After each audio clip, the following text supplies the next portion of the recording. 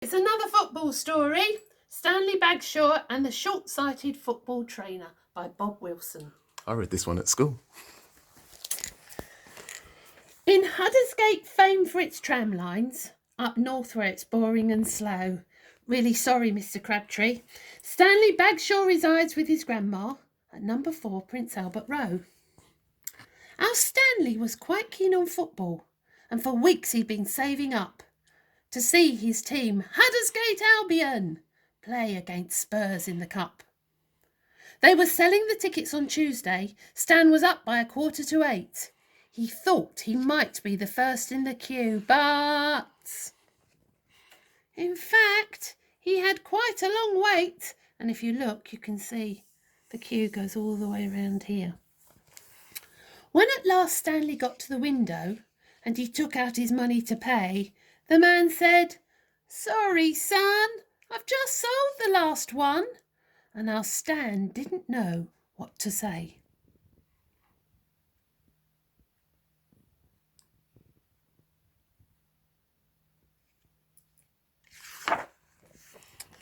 On the day of the match it was sunny. Stan watched all the crowds bustle by, with their flags and their scarves and their rattles, and he said to himself, "I won't cry." Stan's grandma was tuning the wireless. We call it the radio these days. Reg Barber was setting the scene. "It's a lovely day here at the Sewage Works ground for this second round match between Stockwich Hotspurs, the present cup holders, and Huddersgate Albion, who are a team who just don't like to lose. But of course they usually do. The team are lined up for the photos. Spurs in their scarlet and white. They've not lost a game for 3 seasons, and they look a magnificent sight." And here we have Huddersgate Albion, looking possibly rather less sleek. Albion fielding an unchanged side from the one that lost 8-0 last week. The crowd here just over 12,000. All Huddersgate fans it would seem, and as the first half gets underway, just hear them cheering their team. "Come on, Albion!" Albion don't stand a chance.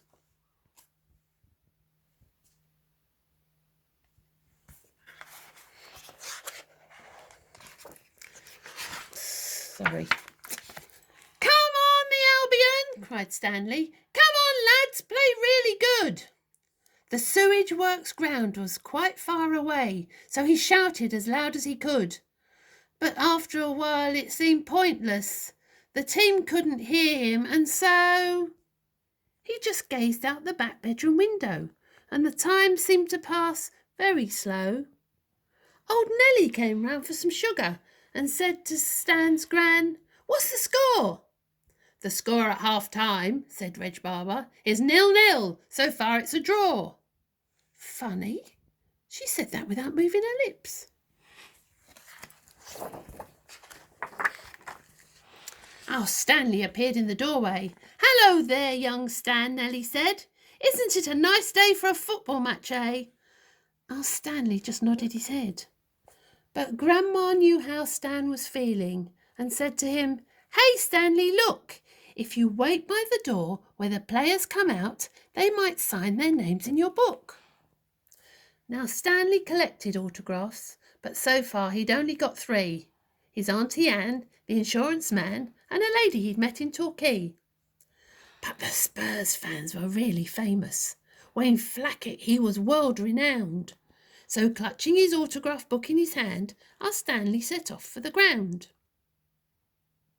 And here at the Huddersgate Albion, the second half gets underway. The balls with the Albion forwards. A promising move. Oh, I say!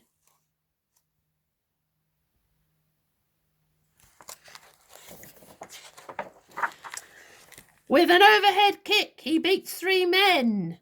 A pass to the winger. What skill! What splendid control! He shoots. It's a goal! And Albion are leading 1-0.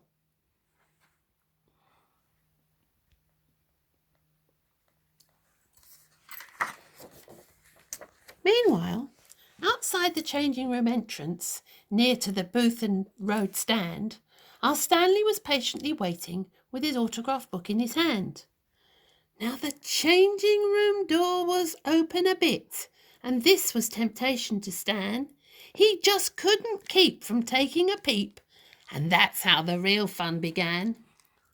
The changing room was quite deserted. Stan thought it was really weird. He went in to explore, but a shock was in store when the substitute goalie appeared.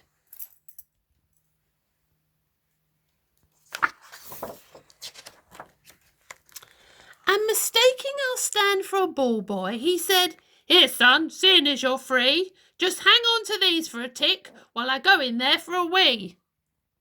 When Stan saw what the goalie had given him, his little heart went pit-a-pat, for there he was, holding real goalkeeper's gloves and a genuine goalkeeper's hat.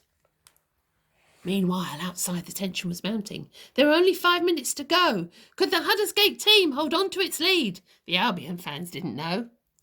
Yes, can they hold on? That's the question. They certainly are on the rack, as the ball is pumped into the Albion half and Spurs mount another attack.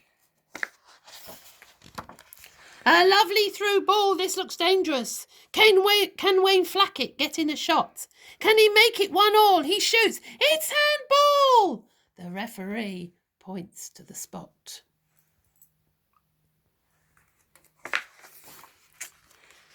But the Albion goalie is injured. In trying to save that last shot, he tripped up and knocked himself silly. Now Albion are in a spot.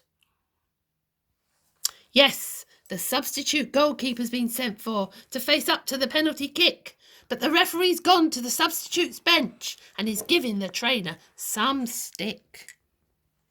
He's just disappeared. Well, find him, and find him as quick as you can. The trainer ran off to the changing room, where outside the door he found Stan. But being a little short-sighted, he said, "Stop her! The team's in a hole. You shouldn't be hanging around in here. We need you. Get out there in the goal." A few minutes later, the players were somewhat bewildered when the substitute goalie they spied. The crowd was bemused, excited, confused.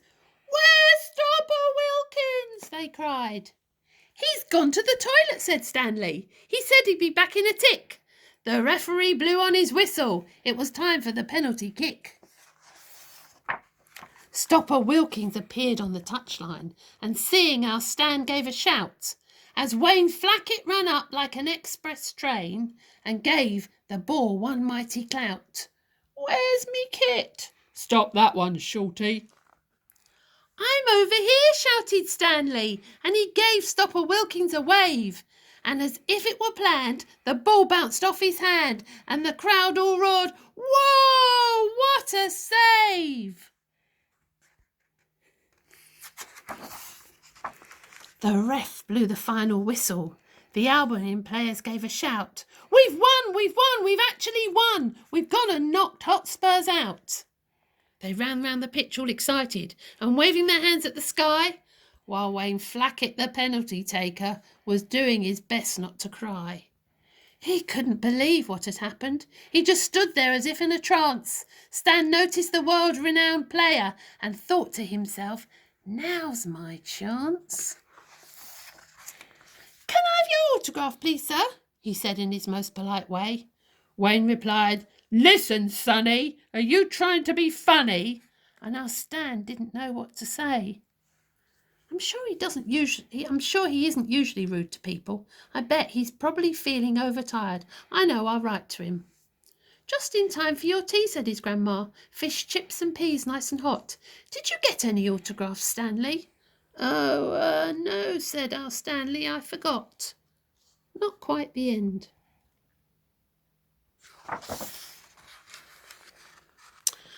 Stockwich Hotspurs FC.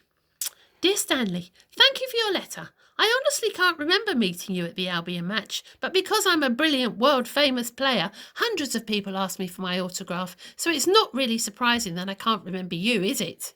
Anyway, here is my autograph, which I'm sure you will be delighted to add to your collection. Best wishes, Wayne Flackett. P.S. I hear that Albion are drawn against Liverpool in the next round. The end. That one.